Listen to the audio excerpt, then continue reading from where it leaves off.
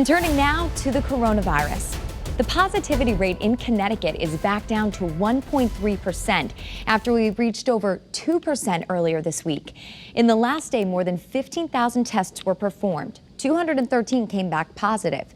Hospitalizations are still going up, though. A total of 191 people are in the hospital this morning, and there were 3 COVID-related deaths reported in the past 24 hours.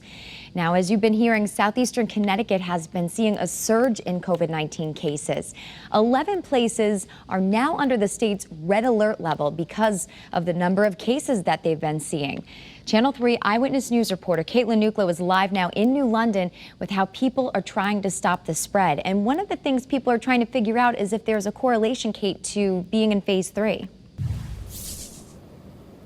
Yeah, well, even as phase 3 is underway in our state and more things are reopening, now is not the time to let your guard down. Officials say actually now is the time to make sure that you're still following those health guidelines, making sure that you're social distancing and wearing your mask.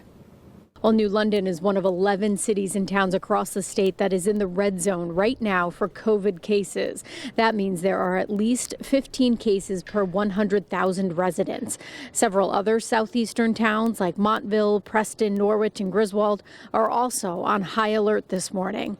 Governor Lamont recently suggested that towns in that red alert level stay in phase 2, but here in New London, they're moving forward. The mayor says the spread isn't happening in businesses that are impacted by phase 3, but other gatherings, and says everyone needs to remain vigilant, even around friends and family. They're letting their guard down, but this virus doesn't know those distinctions. We want to highlight that your behavior makes a big difference.